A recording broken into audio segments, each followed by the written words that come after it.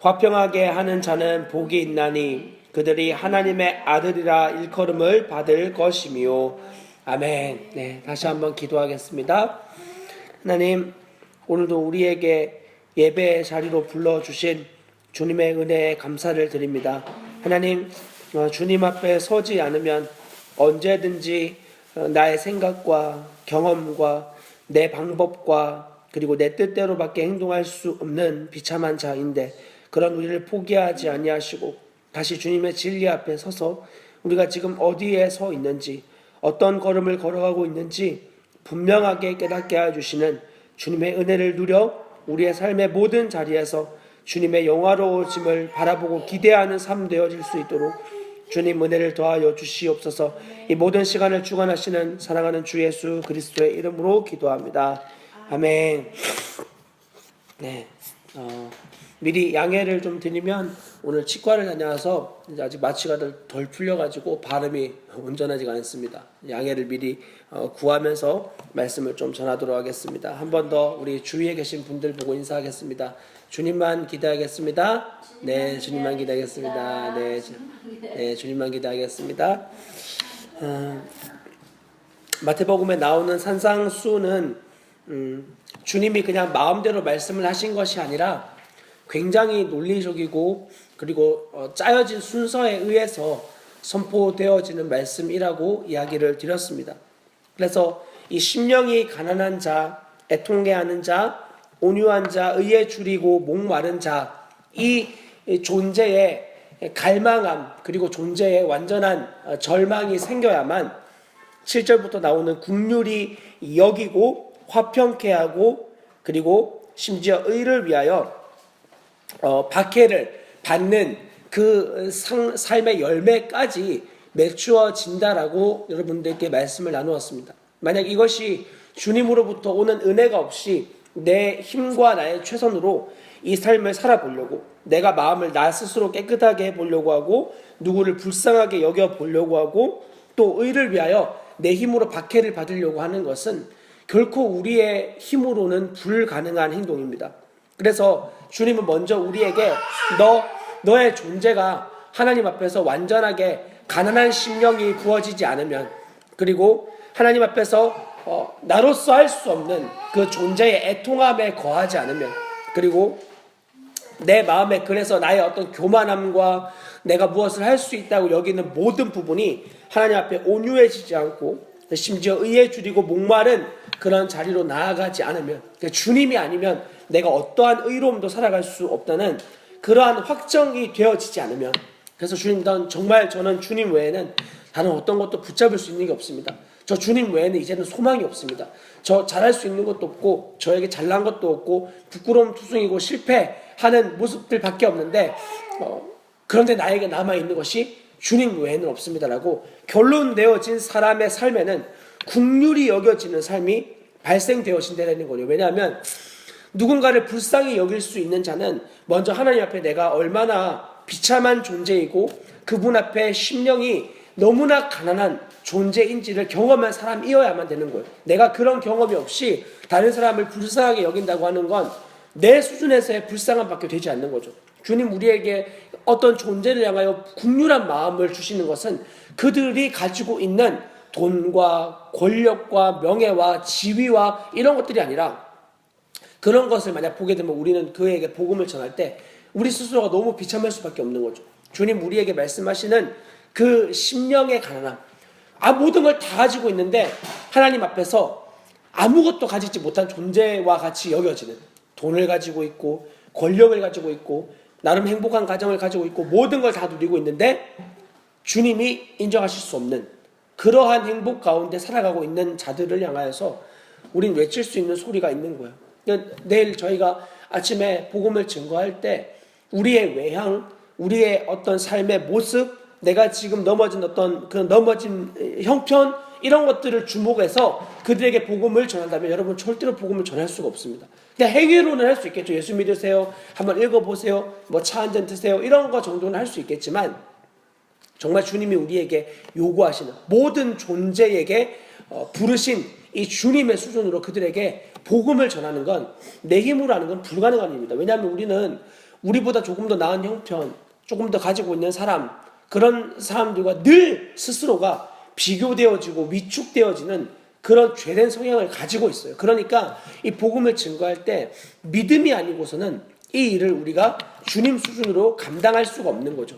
우리 안에 주님은 먼저 심령의 가난함을 허락하여 주시고, 내가 얼마나 모든 걸 다 가지고 있다고 생각했고 모든 걸 누리고 있다고 생각했지만 나의 가지고 있음과 누리고 있음이 얼마나 하나님 앞에 형편이 없는지를 철저하게 깨달은 바로 그 심령이 가난한 사람은 곧 모든 사람들을 향하여 국률한 마음이 발생되어지는 거예요. 왜냐하면 그들이 모든 걸 가지고 있다고 생각하고 있지만 예전에 나와 같이, 예전에 우리와 같이 그런 생각을 하고 있어도 그들은 결국 그 모든 것들로 인해 파멸의 자리로 걸어가게 될 것이고, 그로 인해 영혼의 곤고함과 곤핍함이 더욱 극심하게 몰려들 것을 우리가 알고 있기 때문입니다. 그래서 먼저는 여러분들이 하나님으로부터 나의 심령의 가난한 마음이 계속하여 부어지고 있는가, 내 구원의 자리에 들어갔다고 하는 것이 주님으로부터 정말 나의 영혼의 간절함과 가난함과 갈망함을 통하여 이루어낸 결과인지, 아니면 나 그냥 교회를 다니니까, 교회 문화에 익숙하니까, 교회를 오래 다녔으니까 당연히 구원을 받았다고 생각하는지에 대해서 철저하게 말씀을 통하여 검증을 받으셔야 되는 거예요. 이런 유사성과 마찬가지로 애통해하는 자는 화평케 하는 자와 연관되어지는 말씀이라고 여러분들께 이야기를 나누어 드렸습니다. 먼저 내 존재가 얼마나 하나님 앞에서 용서받을 수 없고 나의 모든 외향적인 것으로 하나님 앞에 인정받을 수 없다고 하는 그 존재의 절망이 부어진 자에겐 남아있는 건 그 자신의 비참함에 대한 애통함밖에 없는 거예요.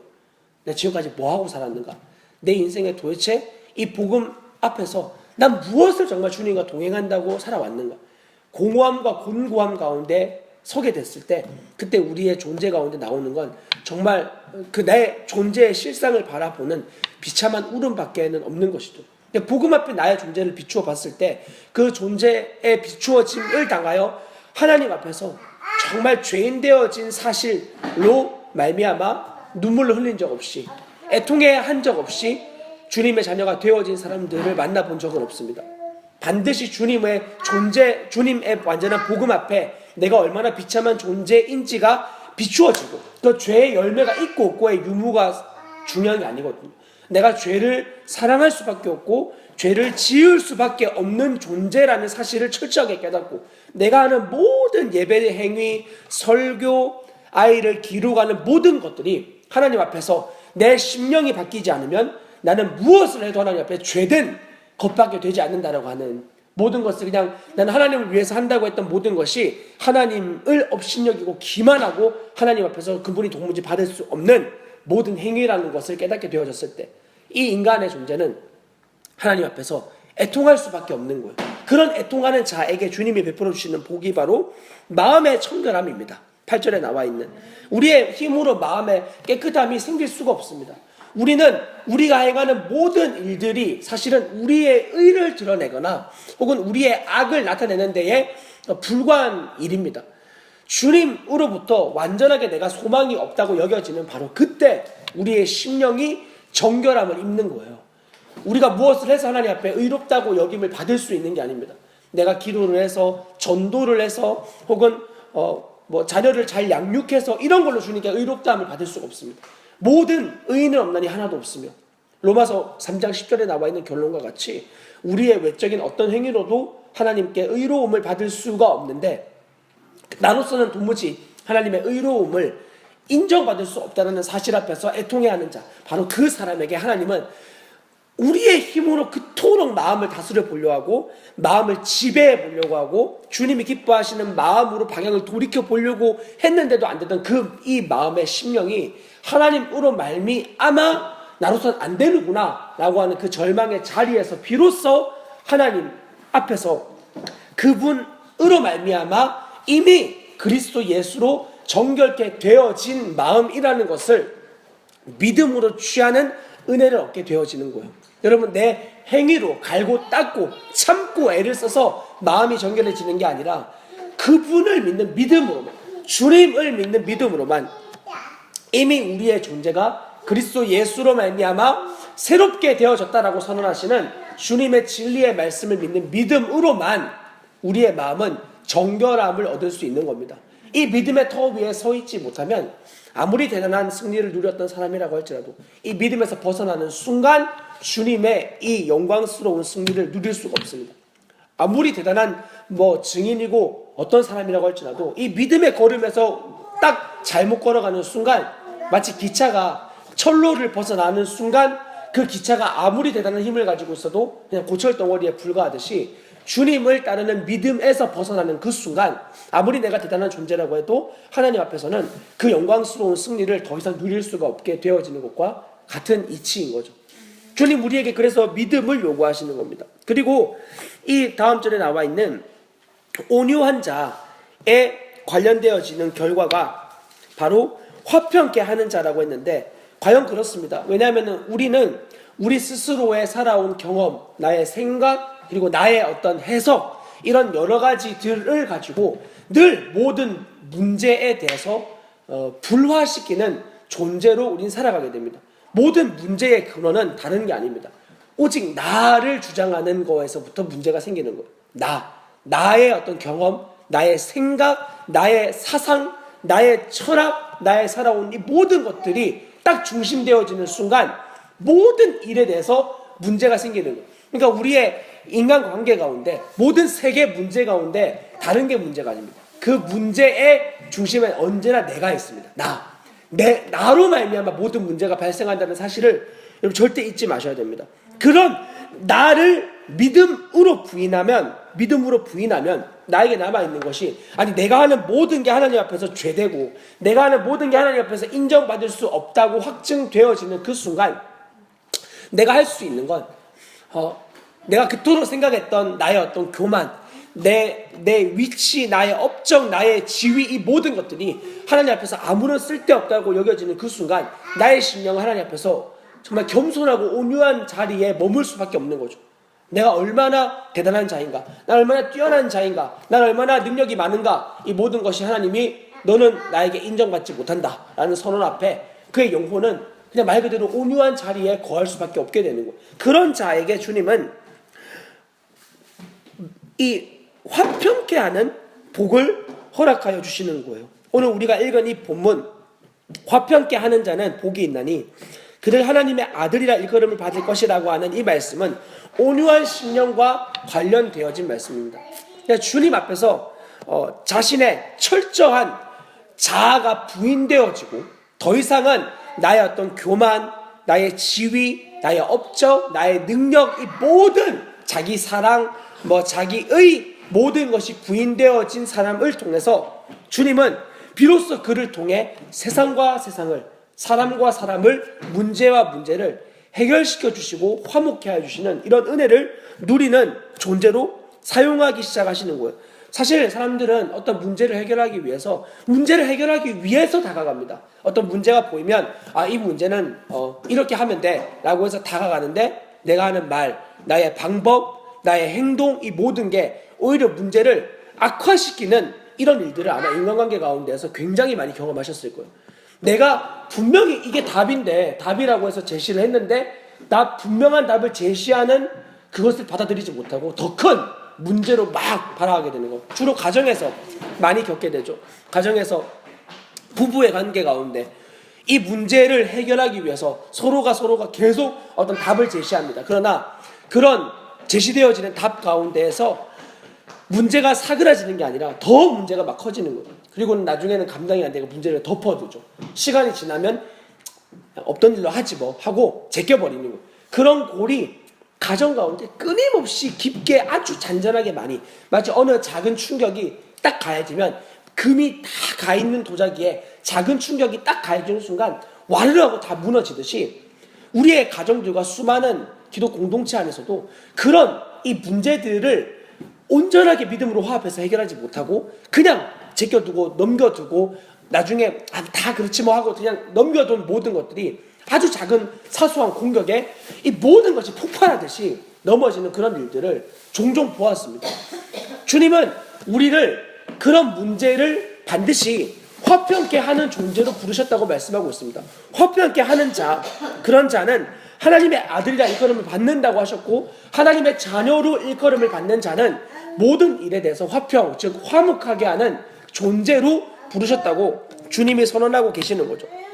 그러므로 우리는 이 말씀 이전에 반드시 깨달아야 될 것이 모든 문제의 근원이 나라는 사실을 절대 잊지 마셔야 됩니다.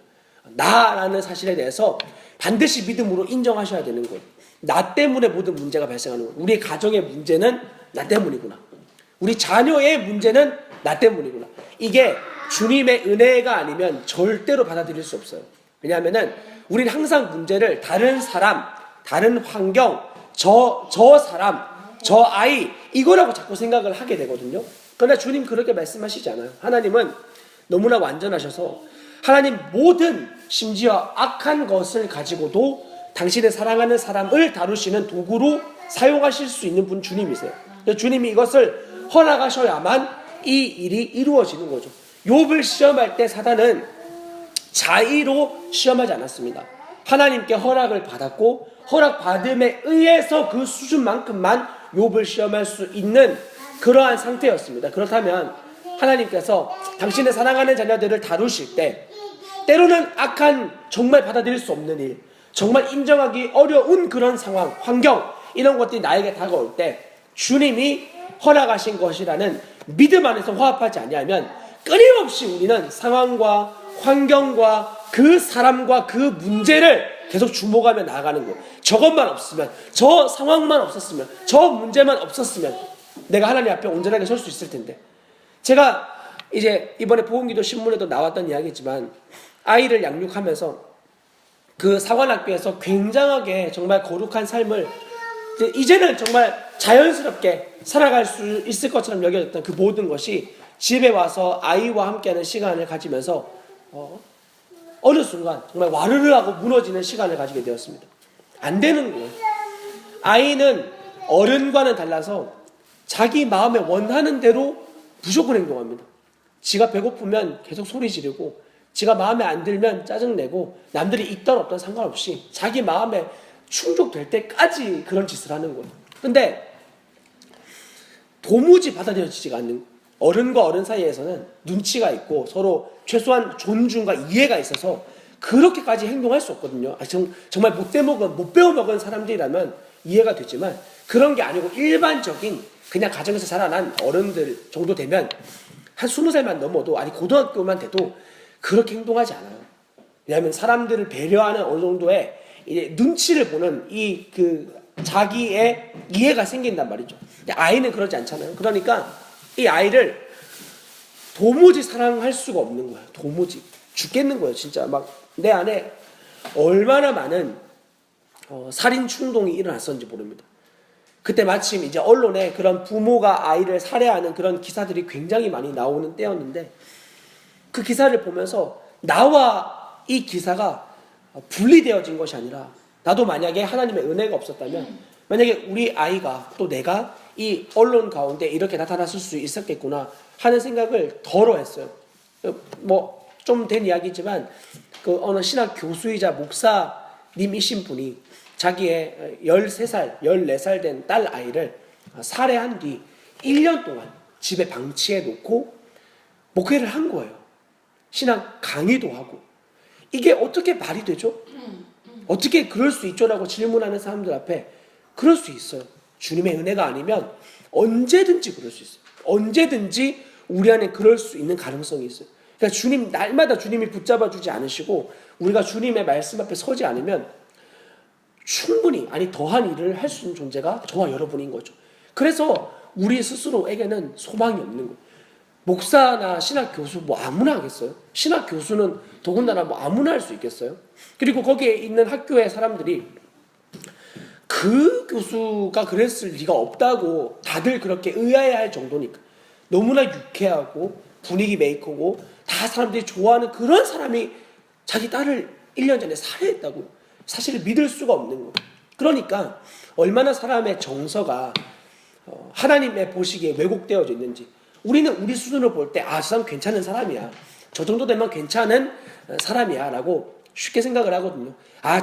믿음의 사람, 믿음의 가문에서 결혼해야지. 장로님 자녀야? 그럼 됐어. 장로님 자녀 차는 뭐 끌고 다녀? 좋은 차, 외제차, 됐어. 그리고 자기 딸을 결혼시킨 목사님을 제가 알고 있어요. 딸이 만나고 왔는데 별로라는 거예요. 근데 엄마 아빠가 목사님인데, 사모님인데, 장모님 자녀고 외제차 끌고 다니고 자기 사업체 있고 그러면 그러면 됐지, 뭘 더 바래. 그리고 딸을 결혼을 시켜버리더라고. 굉장히 충격적이었어요. 목회자도 사모도 결국 주님 앞에 서지 않으면 아무런 소망이 없는 거구나. 다시 한번 좀 깨닫게 됐어요.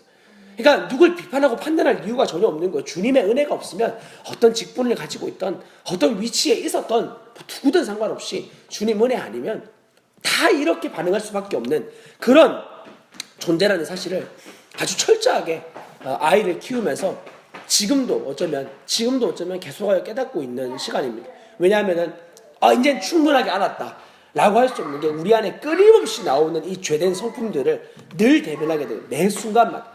어제 그렇게 다 용납할 수 있을 것 같은데 오늘 아침 그 시간 되면 또 용납이 안 되는 거예요. 그게 우리의 치열한 싸움이에요. 그래서 주님 우리에게 매 순간 너 믿음의 자리에 서 있어라고 말씀하시는 거죠. 그 믿음 아니면 누구도 사랑할 수 없고, 그 믿음 아니면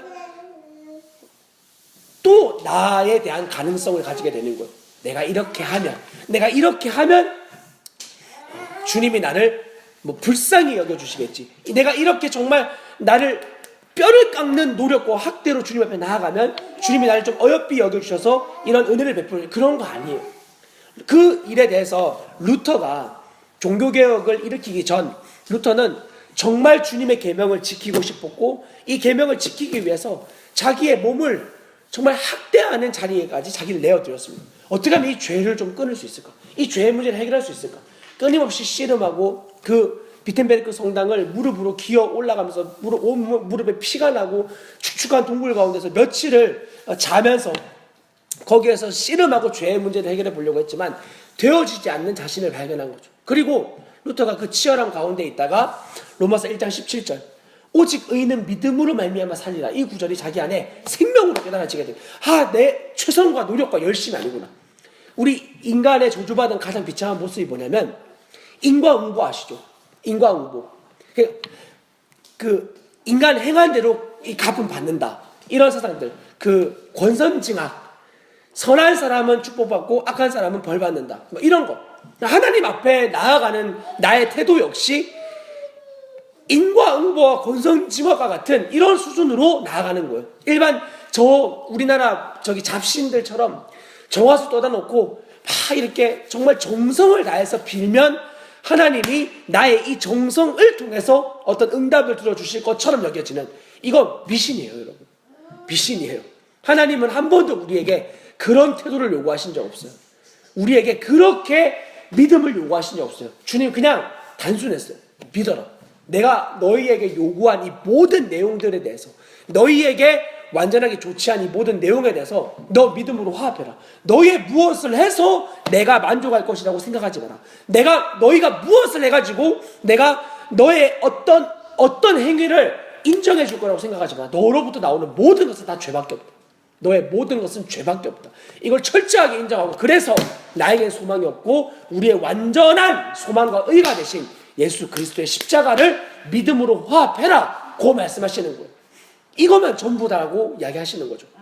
근데 사람들은 정말 안타깝게 주님 앞에 나아갈 때, 특히 기도의 자리에서 얼마나 자기의 행위로 주님을 만족시켜 보려고 하는지, 특히 통성기도 같은 거, 통성기도 자체가 나쁘다는 의미는 아닙니다. 그러나 통성기도 할 때 더 큰 소리로 불러야 주님 응답하신다는 거예요. 그런 말씀이 성경에 어디에 있어요? 주님은 오히려 너희 기도할 때 누가 들을까봐 그런 거 신경 쓰지 마. 은밀한 가운데 들으시는 주님, 너 골방에 들어가서 기도해라. 주님 그렇게 말씀하시지 않았나요? 골방에 들어가서. 왜냐하면 사람들이 있는 데서는 크게 기도하고 저 사람 기도 잘하네 이런 인정받는 거 기분 좋거든요.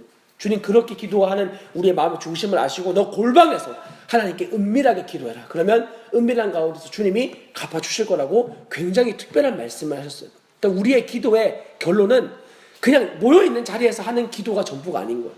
은밀한 가운데 주님과 씨름하는 그 기도의 자리가 여러분에게 있는지를 살펴봐야 되는 거죠. 그곳에서 주님과 씨름하는 거예요. 그 자리에서. 거기에서 주님의 마음을 받는 거예요. 나에게 막 응답을 받으려고 나아가는 것이 절대 기도가 아닙니다. 우리는 우리의 응답을 주님께 요구하는 것을 기도로 생각하는데 그건 기도 아닙니다. 그거는 세상 종교에서 말하는 자기 욕심입니다. 하나님 우리의 기도를 통해서 정말 말씀하고 싶으신 건 당신의 마음을 기도의 자리에서 비추어 주시는 거예요. 여러분 기도의 자리에서 하나님의 마음이 부어지지 않는다. 그러면 나의 기도가 잘못되어져 있다는 사실을 얼른 깨달아야 돼요. 내가 이 사실을 깨닫지 못한 채 그냥 나는 기도 1시간 했어, 2시간 했어, 3시간 했어, 4시간 했어. 저 그렇게 기도를 몇 시간씩 드리고 하나님 앞에 온전하게 살고 있지 않은 목회자들을 알고 있어요. 기도의 시간을 오랫동안 드리고 있는데 주님과 무관하게 사는 거야. 교회에서 제일 기도 오래 하는 권사님인데 주님의 복음과 너무 무관한 채 사는 분을 알고 있어요. 물론 그분이 지금도 그런지는 잘 모르겠지만 제가 볼 때 그분은 그때는 그랬어요. 여러분 정말 안타까운 거죠. 하나님 우리에게 행위를 요구하시는 거 아닙니다. 단지 그분의 마음을 알기를 원하시는 거예요. 그리고 이 모든 일을 이미 이루신 주님과도 믿음으로 화합하기를 우리에게 요구하시는 거죠. 자, 그래서 우리의 힘으로 나아가는 모든 일에 대해서 우리는 끊임없이 불화와 문제를 일으킬 수밖에 없는 존재라는 사실에 대해서 우리가 다시 이것을 주님 수준으로 인정하며 이 화평이라는 단어를 조금 더 주목해서 보기를 원하는데요. 화평이라고 하는 단어는 성경에서 화평, 평안 혹은 평화 이런 식으로 번역되어졌고 약 한 400회 정도 성경 전반적인 부분에서 드러나는 단어 중에 하나입니다. 근데 이거는 말씀드린 것처럼 내가 노력하고 애쓰고 힘쓰고 교육받고 많이 알아서 되어지는 화평이 아니라 내 힘으로 낼 수 있는 것이 아니라 하나님으로부터 부어지는 성품인 거예요. 여기 나오는 팔복의 모든 내용들이 우리의 원래 가지고 있는 성품이 아니에요. 온유한 자, 사람들 수준에서 저 사람 참 온유해, 저 사람 참 온유한 성품이야 그럴 수 있는데 하나님이 요구하시는 온유함은 진리에 대해서 자기의 생명도 걸 수 있는 온유함이에요. 그냥 나태하고 어떤 일에 대해서 그냥 그런 문제는 더 이상 이야기하지 말고 그냥 은혜롭게 넘어갑시다 이렇게 말하는 걸 주님은 온유하다고 말씀하신 적이 없어요. 제가 알고 있던 교회사에 굉장히 위대한 증인들이 많은데 그들은 정말 주님 앞에 온유한 사람들이었어요. 그러나 진리 앞에서 절대 타협하지 않는 사람들이었어요. 그들은 화형 속에서도 진리를 붙들고 죽었어요. 왜냐하면 그게 바로 주님이 기뻐하시는 온유한 성품이라는 것을 알고 있었기 때문이에요.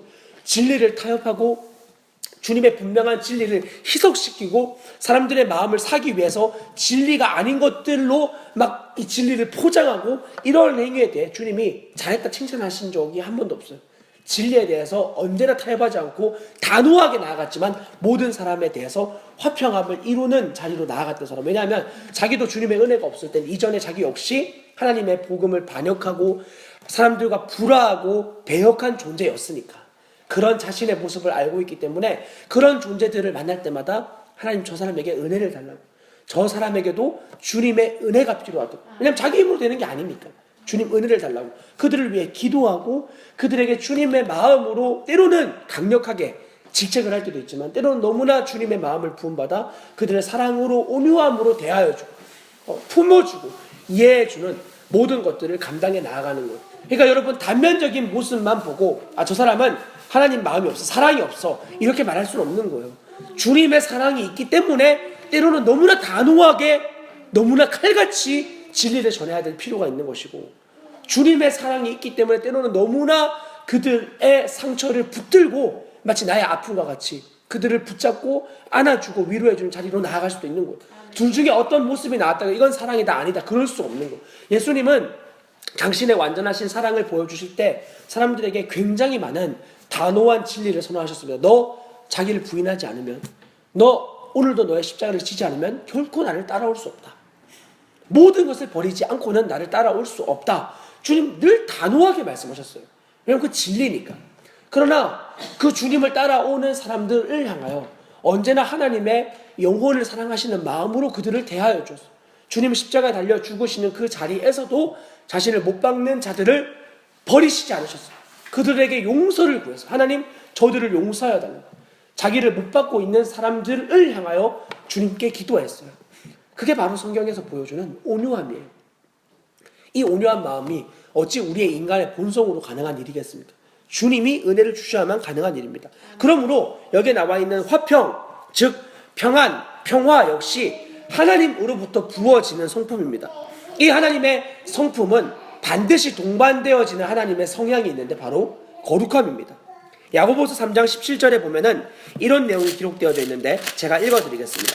야고보서 3장 17절 말씀, 오직 위로부터 난 지혜는 첫째 성결하고 다음에 화평하고 라고 기록이 되어져 있습니다. 하나님으로부터 난 지혜는 먼저는 성결, 즉 거룩함을 동반하게 됩니다. 하나님으로부터 온 모든 사랑, 모든 은혜, 하나님의 모든 화평, 온유, 자비, 충성, 이것들은 거룩함이 배제되어지지 않습니다. 여러분, 하나님으로부터 받은 은사가 진짜인지 가짜인지 구별할 수 있는 유일한 방법이 있다면 여러분을 통하여 하나님의 거룩하심이 나타나는지 확인해 보면 되는 거예요. 그러니까 내가 어떤 은사가 있다, 그게 하나님으로부터 주어진 건지 아닌지에 대해서 분별할 때 가장 좋은 시금석은 여러분의 삶에 주님을 닮은 거룩함이 나타나고 있는지 아닌지, 이걸 보면 되는 거죠. 내가 어떤 직분을 가지고 있다, 뭐 예언한다, 방언한다, 다 좋아요. 그런데 그래서 당신의 삶에 하나님의 거룩함이 어떻게 나타나고 있는가, 당신이 말하고 있는 그 진리가 여러분의 삶을 어떻게 변화시켰는가, 이 질문 앞에서 정말 주님을 믿는 믿음으로 당당하게 이야기할 수 있어야 되는 거죠. 만약 여기에 대해서 전 주님 만나고 나서도 아무런 삶의 변화가 없는데요 라고 이야기하는 그런 사람들이 어떤 엄청난 은사와 능력을 가지고 있어도 주님은 그것을 받으실 수가 없습니다. 먼저는 하나님 앞에서 우린 거룩한 자리에 서야 되는 겁니다. 그래서 히브리서 12장 14절에도 동일한 말씀이 기록되어져 있는데 제가 선포해 드리겠습니다. 모든 사람과 더불어 화평함과 거룩함을 따르라. 이것이 없이는 아무도 주를 보지 못하리라. 자, 모든 사람과 더불어 화평함과 거룩함을 따르라고 말씀하고 있습니다. 여기에서는 순서가 바뀌어져 있습니다. 왜냐하면 그만큼 이것은 순서를 바꾸어도 무리가 없을 만큼 충분한 하나님의 성품이기 때문입니다. 거룩함은 화평함을 결과로 따라오게 되고, 사람들과에서 완전한 화평은 하나님의 거룩함을 배제할 수 없는 것입니다. 이것은 늘 함께 붙어있는 동전의 양면과 같은 겁니다. 이것이 있어야 하나님을 너 볼 수 있을 거라고 주님이 말씀하고 있습니다. 그러니까 하나님을 향한 거룩함과 그리고 모든 사람을 대하여 화평함을 가지고 있지 않으면 하나님을 볼 수가 없는 거예요. 여러분, 그렇다고 여러분 절대 속지 마셔야 되는 건, 그럼 우리는 모든 사람들이 결국 내가 하나님을 사랑하고 그리고 이웃들을 내 자신과 같이 사랑해야 되기 때문에 나는 하나님으로부터도 사랑을 받고 세상으로부터도 사랑을 받아야 되는 거 아닌가라고 생각하기 쉽습니다. 근데 절대 그렇지 않습니다. 주님은 성경 여러 구절에서, 그리고 주님을 따르던 많은 증인들도 많은 진리의 말씀들을 통해 세상이 우리를 미워할 것이라고 말씀을 전하고 있습니다. 불변하는 진리입니다. 저의 사랑하는 아이가 하나님 앞에서도 너무나 사랑을 받고 세상에서도 사랑을 받는 사람이 되었으면 좋겠어요. 그러나 이것은 존재적으로 불가능한 일입니다. 세상은 하나님을 온전하게 따르는 저 아이를 미워하게 될 것입니다. 우리를 미워하듯이 저 아이를 잡아먹기 위하여 안달을 치게 될 것입니다. 그것이 주님을 따르는 존재에게 당연하게 따라오는 결과입니다. 그러나 이것은 너무나 당연한 일이자 우리의 마음 가운데서 떨어내야 될 일입니다. 왜냐하면 주님이 그렇게 될 것이라고 약속해 놓으셨기 때문입니다. 그렇다면 우리는 왜 그렇게 세상으로부터 사랑을 받고 싶어 할까요? 이유는 간단합니다. 세상으로부터 오는 이득을 버리고 싶지 않기 때문입니다. 세상으로부터 부어지는 많은 이득에 대해서 놓고 싶지가 않은 거예요. 그러니까 하나님을 사랑한다고 이야기하지만 결국은 세상 사랑함을 한 번도 버린 적이 없는 사람들, 그런 사람을 주님이 온전하게 쓰신다는 것은 불가능한 일인 거죠. 여러분, 하나님 앞에서 거룩함을 따라가게 되면 우리는 세상으로부터 반드시 핍박을 받게 되어집니다. 그건 너무 당연한 일입니다. 그것을 이상하게 여길 필요가 없습니다. 하나님을 따르는 진리의 발걸음 가운데 허락되어지는 세상의 고통과 고난에 대해서 두려워하지 마시고, 주님이 이 일에 대해서 마태복음 10장 34절에 보시면 주님이 이렇게 말씀하시는데, 내가 세상에 화평을 주러 온 줄로 생각하지 말라. 화평이 아니요 검을 주러 왔노라라고 말씀을 하고 있습니다. 신기하죠? 지금 주님께서 너 화평케 하는 자는 복이 있다라고 말씀하시는데, 예수님이 갑자기 말씀을 바꾸어서 내가 세상에다가 화평을 주러 온 게 아니다, 화평이 아니고 검을 주러 왔다. 이렇게 말씀을 하고 계신 거예요. 이거 무슨 말씀이냐면 여기에서 주님이 주신다고 하는 이 검은 다른 게 아니라 이 하반절에 나와 있는 그 아버지, 딸, 어미, 며느리, 시어머니 모든 것에 대해서 너 복음을 따르게 되면 이들과 불화하게 될 것이라고 말씀하고 있는 거예요. 복음을 온전하게 따르게 되면 우리의 가장 가까웠던 친척, 가장 가까웠던 사람들로부터 그때부터 고난이 시작되어짐을 알아야 되는 거죠. 더 안타까운 사실은 주님을 함께 따르고 있다는 그리스도인들 가정에서조차, 예수를 믿는 사람들에게서조차 주님 온전히 믿는 선교사 되기로 헌신했어요. 못 받아들이는 거야. 안 된다는 거야. 제가 저번에 만났던 어느 한 집사님께서도 자기의 딸이 이제 복음사관학교를 다녀오고 선교사로 이제 헌신을 준비하고 있는데 그분이 이제 정직하게 이야기를 하시는 거예요. 난 정말 내 딸이 그런데 안 가고 그냥 평범한 가정에서 아이 키우면서 이렇게 살았으면 좋겠다고. 근데 그분이 그냥 보통 분이 아니에요. 정말 믿음으로 잘 달려가시는 엄마예요. 믿음으로 잘 달려가시는 증인 같은 그런 사람인데 그분 안에도 그런 마음이 있는 거예요. 그냥 일반적인 편안한 삶을 살았으면 좋겠다고 여겨지는. 근데 여러분, 복음을 온전하게 만나면 세상이 말하는 일반적인 삶을 사는 건 이상한 일입니다. 그렇지 않습니까? 바울은 복음을 완전하게 로마서에서 설파한 뒤 너희들 복음을 이제 온전하게 들었다면 너희의 삶을 하나님께 완전하게 산 제물로 드려라. 이것이 하나님 앞에서 너무 합당한 일이다라고 바울은 자기의 삶을 통해서 그들에게 증거하였습니다. 왜냐하면 그건 너무 당연한 일이었으니까. 그러므로 우리의 자녀들, 우리의 이웃들이, 여러분의 사랑하는 사람들이 주님 앞에 결단되어져서 자기의 인생을 주님께 온전히 드리겠다, 이제 선교사로 헌신하겠다, 목사 되겠다, 혹은 보내는 선교사 되겠다, 어떤 그러한 완전한 결단 앞에 섰을 때 우리는 기뻐할 수 있어야 되는 거예요. 우리의 사랑하는 이 자녀들, 이미 주님이 태어날 때부터 약속으로 말씀하여 주셔서 이 아이가 태어날 때는 첫째 것은 내 것이다, 그렇게 약속하여 주시고, 둘째 저희 하민이가 태어날 때는 두 아들은 내 것이다, 이렇게 약속해 주셔가지고 이 아이들의 진로는 이제 정해졌어요. 그냥 선교사 되는 거예요. 목사 선교사 되는 거예요. 이 길 외에 다른 길 갈 수 있는 게 없는 거예요. 그래서 저희는 정말 마음으로 준비하고 있어요. 이 아이들이 주님의 그 영광스러운 혹은 이방 땅, 혹은 우리나라 어느 곳이시든 그곳으로 달려나가게 될 때 저희가 믿음으로 마음껏 이 아이들을 축복할 수 있게 해달라고. 그냥 인간적인 그런 마음으로 어쩌다가 또 그런 길로 우리만 갔으면 됐지, 이렇게 고백하지 않도록 정말 이 아이들이 영광스러운 걸음을 걷는 데 있어서 마음껏 믿음으로 뒤에서 밀어주는 그런 부모가 되어주기를 정말 기도로 준비하고 있어요. 왜냐하면 이 시대 자체가 그런 걸음에 대해서 싫어하고 미워해요. 멸시하고 꼭 그래야만 되냐, 그 삶만 하나님께 인정받는 삶이냐, 이런 식으로 공격하고 이런 일들이 많이 있더라고요. 어느 선교사님이 하셨던 고백인데, 복음을 만나고 선교사로 이제 헌신하겠다고 그렇게 이제 교회에다가 이야기를 한 거예요. 그런데 너무 놀라운 사실은 그렇게 이야기했을 때 이전에 자기가 복음 만나기 전 교회는 다녔지만 복음과 무관하게 살고 있을 때 사람들은 자기를 그렇게 말리지 않고, 자기가 그렇게 비참하게 살고 있는 걸 알고 있으면서도 말리지 않고 그냥 내버려 두더니 내가 이제는 주님을 위해서 마음껏 나의 인생을 드려보겠다라고 선언한 그 뒤부터 담임 목사님, 사모님, 주위의 친구들, 모든 가족들까지, 심지어 사람들이 꼭 그렇게까지 믿어야 되냐, 그것만이 믿음의 삶이냐라고 하면서 달려들고 말리고 난리가 났다는 거예요. 이상하다는 거예요. 하나님 그렇게 믿는다면 그분을 위해서 나의 삶 전부를 드리는 거에서도 기뻐하고 즐거워해야 되는데 그 삶을 막 싫어하고 멸시하고 말리고 하는, 그것이 교회 밖에서가 아니라 교회 안에서 이런 일이 되어지는 게 자기에게 너무 큰 어려움이었다고 고백하는 한 선교사님의 이야기를 들은 적이 있어요.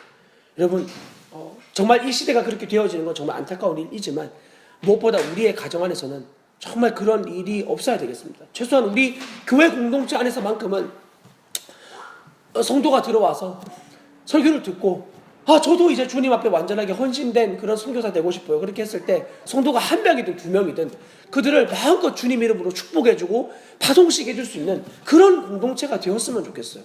그 정말 건강한 주님의 몸된 교회이지 않겠어요? 그 성도가 한 명 나가면 저 사람이 낸 헌금이 얼만데, 저 사람이 하는 일이 얼만데, 이런 거 생각하면 그거 결국 주님 교회가 아닌 거예요. 더 이상 내 교회인 거예요. 내 생각, 내 통박으로 이 교회를 운영하려고 그러면 우리는 못해요, 여러분. 그러면 인간적인 생각 계속 들어가는 거예요. 그래서 우리에게는 매 순간 왜 그런 마음이 안 들어가겠어요?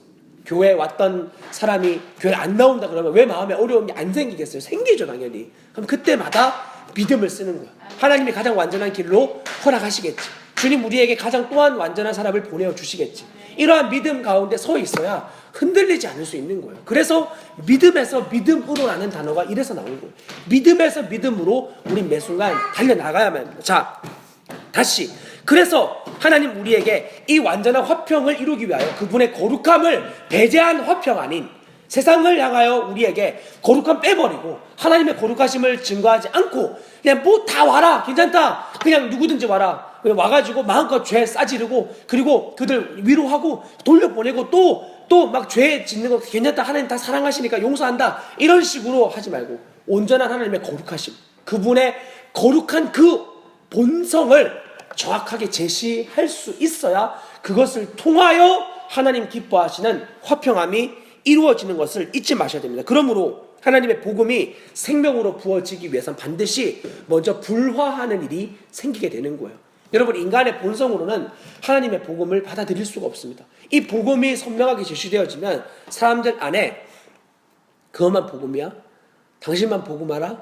그러는 이 교회 안에서는 그런 불협화음들이 생기고 세상 가운데서 이 복음이 증거되어지면 난 그런 거 안 믿어요. 뭐 때가 온 때인데 그런 어리석은 말을 믿어요 하면서 2000년 전에 복음을 전할 때 받던 핍박과 동일하게 지금 이 시대에도 유대인들은 표적을 구하고 헬라인들은 지혜를 구하나 하나님이 보실 때 완전한 이 복음은 세상이 볼 때 너무나 미련한 복음처럼 보이는 거예요. 그렇기 때문에 이 복음이 증거되어질 때 사람들은 거기에 대해서 분명하게 악하게 반응할 수밖에 없는 겁니다. 그러니까 복음이 전해질 때 반응은 두 가지예요.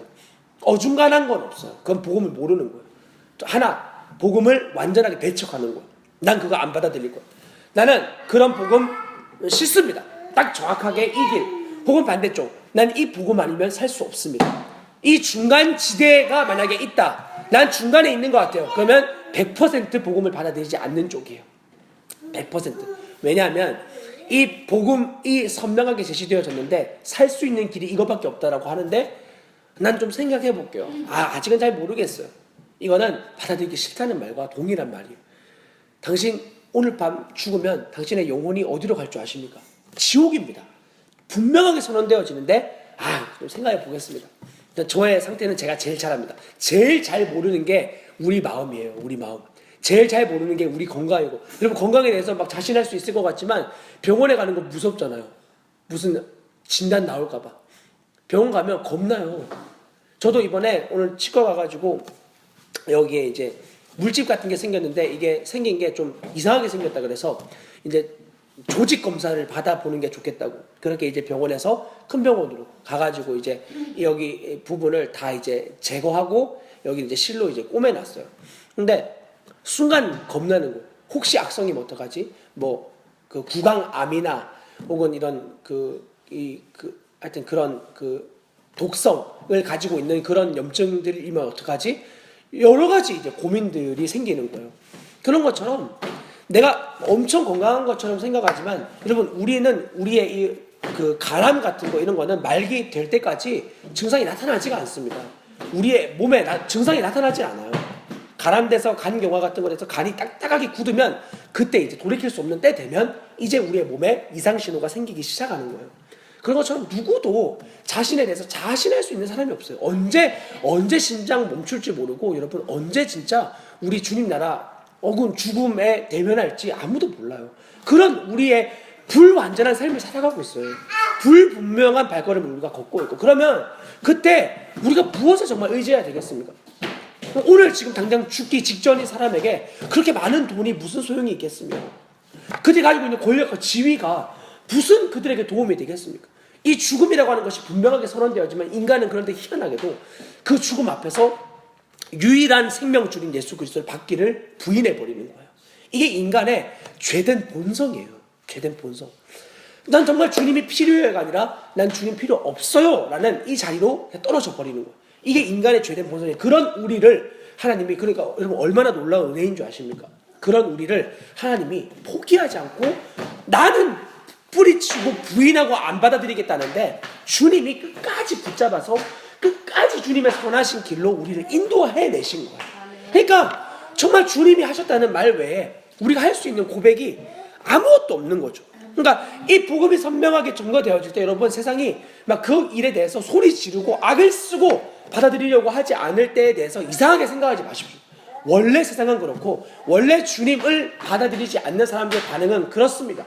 그러니까 여러분 주님 받아들이게 될 사람들의 반응도 그럴 수 있습니다.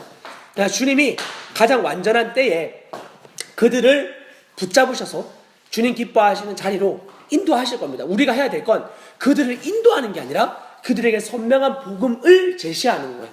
이게 우리가 해야 될 전부예요.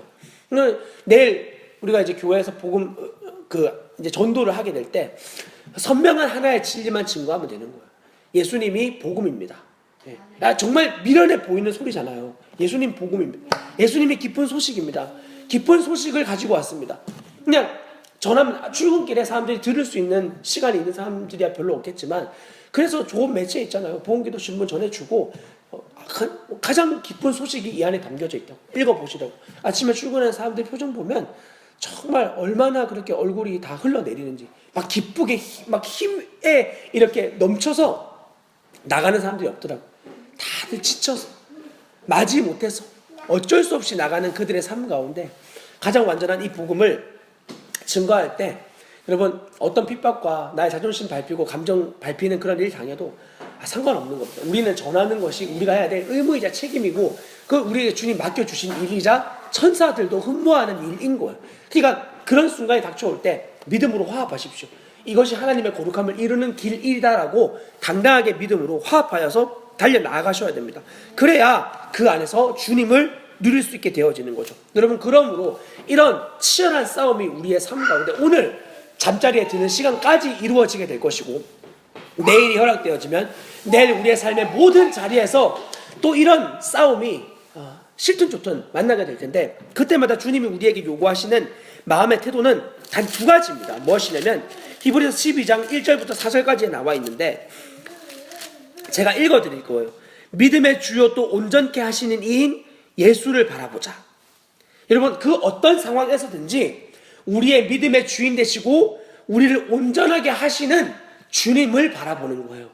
그 나에게 욕하고 나의 마음을 어렵게 만드는 그 영혼의 상태를 보기 위해선 그 영혼을 바라보시는 주님을 주목해야만 그 영혼의 상태를 우리는 바라볼 수 있어요. 우리는 그 사람의 겉모습에 늘 걸려 넘어져. 그 사람의 눈빛, 그 사람의 감정, 기분, 말 이런 거에 그냥 막 마음이 무너져요. 그런데 그 영혼을 바라보고 계신 주님을 딱 바라보는 순간 그 주님을 믿음으로 바라보는 순간 그 영혼의 상태를 보게 되고 그래서 그 영혼의 비참한 모습 때로는 영혼의 연약한 모습을 보며 그들을 주님께 올려드리는 그런 존재로 주님이 인도하시는 은혜를 누리게 되어지는 거죠. 우리 힘으로는 절대 불가능한 거예요. 그래서 또한 주님 우리에게 요구하시는 태도가 너희가 죄와 싸우되 아직 피 흘리기까지는 대항하지 아니하고 라고 하는 이 말씀. 여러분 주님이 십자가에 달려 죽으시는 그 자리에서 자신의 생명을 내어놓기까지 죽음과 싸우셨어요. 그 죽음의 권세가 주님을 사로잡아서 막 쥐어짤 때 주님은 육체의 본성으로 막 반응하지 않았어요. 소리 지르고 욕하고 저주하고 멸시하는 반응으로 한 것이 아니라 완전한 내가 되어 오신 예수 그리스도는 그 죽음의 자리 가운데에서 완전한 제물로서 죽임을 당하셨어요. 어떤 죄된 흠도 없이 어떤 죄된 반응 없이 정말 하나님 받으시기에 너무나 기쁜 상태로 죽음의 자리를 통과하셨어요.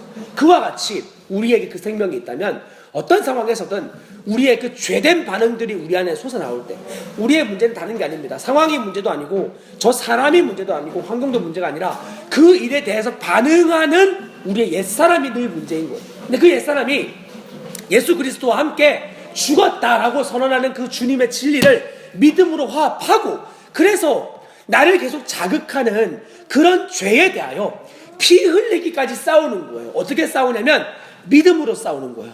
이 믿음의 싸움이 피 흘리기까지 즉 죽기까지 싸우는 거예요. 어떤 싸움이죠?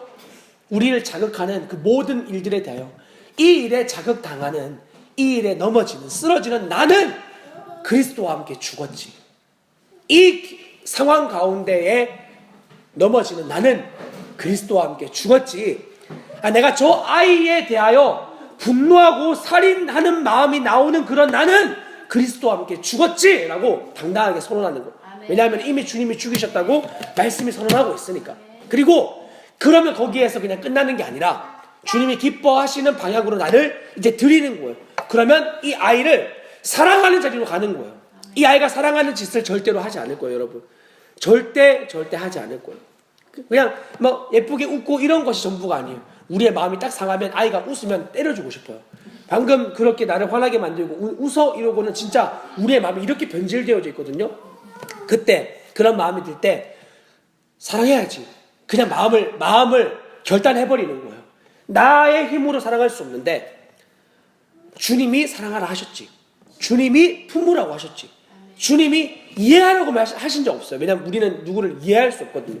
우리의 살아온 삶이 다 다른데 어떻게 누구를 이해하겠어요? 이해가 안 돼요. 그렇기 때문에 우리가 할 수 있는 건 주님 생명으로 사랑하는 거예요.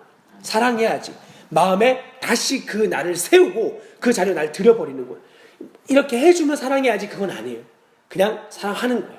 왜냐하면 주님의 생명이 나를 그냥 사랑해 주셨기 때문에. 주님이 내가 어떤 선한 일을 할 때, 의로울 때, 착할 때, 예배 잘 드릴 때, 믿음으로 잘 달려갈 때만 사랑하신 것이 아니라 우리가 아직 죄인 되었을 때, 저와 여러분이 가장 비참한 죄의 자리에 거하고 있을 그때 하나님이 자기의 아들을 버리셔서 나를 사랑하기로 확증하셨다고 하셨어요. 그거면 우리는 누구를 사랑하기에 정말 충분한 겁니다. 다른 이유를 들 것이 없습니다. 그분의 생명 내 안에 있으면 내가 그 존재, 어떤 상황이든 넉넉히 그것을 품기에 충분한 거예요. 그러므로 여러분, 오늘 이 시간 이후에 절대 상황을 핑계대지 마십시오. 다 너 때문이야. 그 사람 때문이야. 그 일 때문이야. 그 문제 때문이야. 이렇게 변명하는 나는 그리스도와 함께 죽었습니다. 끝났습니다. 더 이상 내가 사는 것이 아니라 내 안에 사시는 그리스도로 말미암아 넉넉히 사랑하기에 충분한 그러한 존재 이미 우리가 되어졌습니다. 아멘이시죠? 아멘입니다. 그 사랑이면 여러분 더 이상 정말 뭐가 문제가 되겠어요? 주님이 어디까지 사랑하셨죠? 자기를 내어주기까지. 여러분, 나를 내어줄 수 있는 사랑이라는데, 남편을 위하여 나를 내어줄 수 있는 사랑, 자녀를 위하여 내 생명을 내어줄 수 있는 사랑, 부모를 위하여 나의 생명 내어줄 수 있는 사람, 장모님 장인어른을 위해서 내 생명 내어줄 수 있는 사람, 시부모님 위해서 내 생명 내어줄 수 있는 사랑이 우리 안에 있는 게 실제라면 우리는 거기에 나를 드리기 시작해야 되는 거예요. 그 안에서만 여러분 주님의 은혜를 누릴 수 있는 겁니다. 하나님 은혜가 임하면 내가 그렇게 할게요는 아니에요. 왜냐하면 주님이 이미 충분하게 진리의 말씀을 통해 우리에게 가르쳐 주셨어요. 보여주셨고 삶으로 나타내 주셨어요. 더 보여줄 것이 없어요. 이제는 우리가 그 생명을 가지고 있다면 살아내면 되는 거예요. 얼마나 핑계하고 싶은 존재인지, 얼마나 그 문제를 딱 붙잡아서 우리의 이 악한 본성을 정당화하고 싶은지. 주님이 원하시는 건 그런 거 아닙니다. 사랑하는 거예요. 저 아무것도 돌아올 것 없는 저 아이를 주님 생명으로, 인간의 부모 수준으로 사랑하는 것이 아니라 주님 생명으로 사랑하는 거예요. 누구에게든지 동일하게 그 생명으로 우리가 반응되어지면 우리는 모든 세상의 문제와 모든 시끄러운 소리와 그런 것들을 화목하게 하고 화평하게 하는 자로 주님이 사용하기 시작하시는 거예요. 여러분 정말 놀랍죠? 여러분 그 고린도후서 5장에 보면은 주님이 존재가 변화되어진 자들을 향하여 이렇게 말씀을 하시는데요. 고린도후서 5장 18절 19절 말씀 제가 읽어드립니다. 모든 것이 하나님께로서 났으며 그가 그리스도로 말미암아 우리를 자기와 화목하게 하시고, 자 먼저 예수 그리스도로 말미암아 우리가, 여러분들이 하나님과 화목하게 된 존재가 되어진 거예요. 누구든지 그리스도 안에 있으면 새로운 피조물이라 이전 것은 지나갔으니 보라 새 것이 되었도다. 이런 존재는 하나님과 화목하게 된 존재가 된 거예요. 여러분 인생에서 자기 부모하고만 어려운 일이 딱 생겨도 굉장히 인생 살기가 어렵습니다. 부모하고만 한번 어려운 일이 생겨서 부모가 내 마음으로 너 이제 호접하겠다고 이렇게만 한번 일이 어떤 일인지 모르겠지만 그런 일이 생겨도 인생 사는 게 보통 어려운 일이 아닙니다. 그런데 하나님하고 나의 관계가 틀어져 있다고 생각만 한다면 이거 얼른 고쳐야 되잖아요. 다른 거 지금 문제가 아니잖아요. 그렇게 우리와 여러분의 존재가 하나님과 그리스도 안에서 화목하게 된 존재가 되어졌다고 주님이 선언하시는 거예요. 그리스도 안에 있으면 우리가 새로운 피조물 되어졌다는 건 이런 의미를 가지는 거죠. 그런데 거기에서 끝나는 것이 아니라 또 우리에게 화목하게 하는 직분을 주신 거예요. 하나님과 우리가 화목하게 되어졌다면 우리에게 동일하게 따라오는 직분이 바로 세상과, 즉 18절 19절에 나와 있는 것처럼 곧 하나님께서 그리스도 안에 계시사 세상을 자기와 하나님과 화목하게 하시며 그들의 죄를 그들에게 돌리지 아니하시고 화목하게 하는 말씀을 우리에게 부탁하셨느니라. 즉 하나님께서 그리스도 안에 계심으로 말미암아 세상을 하나님과 화목하게 하는 존재로 우리를 삼으셨다는 거예요. 그래서 우리가 왕같은 제사장이라고 표현하는 것이 바로 그 의미인 거예요. 우리는 하나님과 화목된 존재가 되어졌기 때문에 세상과 하나님을 화목시키는 존재로까지 나아가야 되는 거예요. 이게 바로 전도인 거예요. 이게 전도.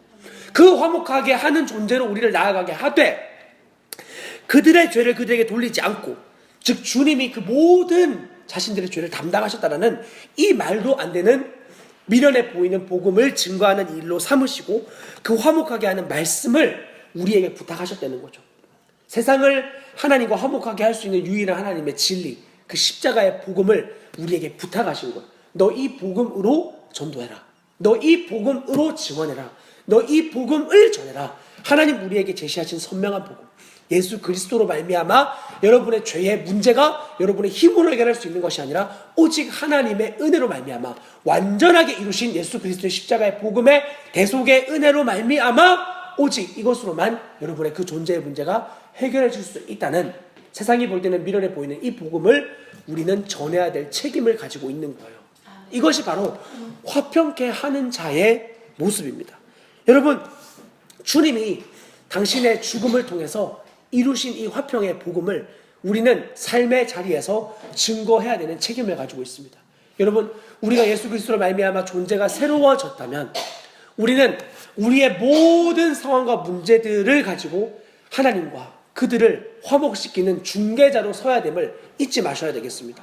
저 사람은 목사니까, 저 사람은 권사니까, 저 사람 사모니까, 저 사람은 목사 아들이니까 저 사람이 해야지, 저 사람이 십자가에 가야지, 그거는 핑계인 거예요.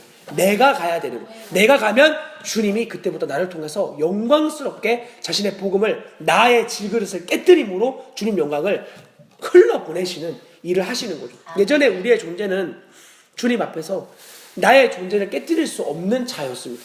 얼마나 자기의 체면과 나의 사람들을 향한 인정과 평판에 늘 목말라 했던 우리의 생명, 이런 자들은 하나님 앞에 자신의 존재를 절대로 깨뜨릴 수가 없어요. 그런데 주님이 우리에게 놀랍게 이루신 일은 이제 우리 안에 담겨져 있던 이 모든 죄의 것들을 파여버리시고 죄의 모든 것들을 다 소멸하여 버리시고 우리 안에 이 질그릇 안에 보배를 담으사 이제 우리가 깨뜨려지는 자리에서 그리스도의 영광스러운 아름다우심이 흘러나가는 축복을 누리게 되어진 거예요. 나의 복음 나눌 때 부끄럽죠. 수치스럽고 때로는 마음이 어려울 때가 너무 많이 있습니다. 너무 많이. 그런데 정말 주님의 은혜가 무엇이냐면 그런 부끄럽고 수치스러운 우리의 존재를 하나님 포기하지 아니하시고 그런 존재를 사랑하사 그런 존재를 위하여 자기 아들을 버리신 하나님의 사랑이 얼마나 크신지를 나의 질그릇을 깨뜨려 보여주시기를 원하시는 것. 여러분, 이런 놀라운 하나님의 사랑을 우리가 허락되어진 시간 가운데 정말 마음껏 증거될 수 있기를 바랍니다. 주님이 며칠 전부터 저의 마음 가운데 계속해서 주시는 부담 중에 하나가 너 나가서 복음 전해라, 이 내용인데요. 이제 지하철 같은 데 있잖아요. 이런 데에서 그냥 전하려는 거예요. 복음을. 그냥 저에게 있어서 제일 힘든 영역 중에 하나가 이제 이 부분이에요. 저는 지적인 걸 좋아하고 막 그런 사람들을 막 무례하게 만들고 이렇게 시선을 막 이렇게 하는 그런 걸 너무너무 싫어하고 그렇게 복음 전하는 사람들을 예전에 많이 핍박을 나름대로 했던 그런 이제 사람인데 주님이 이 일을 너무 강권적으로 계속하여 부담이 될 때까지 이제 말씀을 하시는 거예요. 그래서 주님이 말씀하시면 우리로서 이제 선택권이 없으니까 해야 되니까. 그래서 이제 마음을 굳히고 이제 그 일을 지금 하고 있는 그 분들이 있어요. 이 영상으로 이제 저희가 보게 될 건데, 길 위의 전도자라고 유럽 대륙을 매일매일 다니면서 그곳에서 하나님의 복음을 전하는 사람들의 그 담겨져 있는 이제 영상이 있어요. 그거를 이제 한 편씩 보면서 우리가 우리 안에 담겨진 이 질그릇에 담겨진 영광스러운 복음을 세상과 하나님이 화목되어지는 그 모습을 우리가 믿음으로 바라보면서 가장 가능성 없던 나를 하나님과 화목시키신 예수 그리스도의 복음이 이 무너져가고 썩어져가고 퇴폐해져가는 세상을 하나님과 화목시킬 수 있는 하나님 주신 유일한 생명이자 유일한 방법이자 하나님의 가장 완전하신 길임을 믿음으로 바라보며 함께 달려가는 우리의 삶이 되어졌으면 좋겠습니다. 같이 기도하겠습니다. 하나님, 우리에게 너무나 귀한 말씀 허락하여 주셔서 감사합니다. 주님, 하나님과 화목하게 된 자로 우리를 세워주셨고, 그리고 이제 우리에게 세상과 하나님을 화목하게 하는 직분을 허락하여 주셔서 감사합니다. 우리의 힘으로 절대 감당할 수 없고 우리의 힘으로 감히 한마디도 전할 수 없는 진리인데, 주님, 주님의 은혜를 의지하며 하나님이 주신 이 복음의 권위를 힘입어 담대하게 증거하겠습니다. 하나님, 그럴 때에 정말 들어야 될 영혼들이 이 진리를 듣게 하시고, 그리하여 우리의 존재가 하나님과 화목하여진 것 같이 이들의 영혼이 하나님과 화평하게 되어지는 놀라운 은혜를 경험할 수 있도록 주님 은혜를 더하여 주시옵소서. 우리의 존재를 통하여 이런 놀라운 일들을 이루시는 주님을 찬양하며 사랑하는 주 예수 그리스도의 이름으로 기도합니다. 아멘.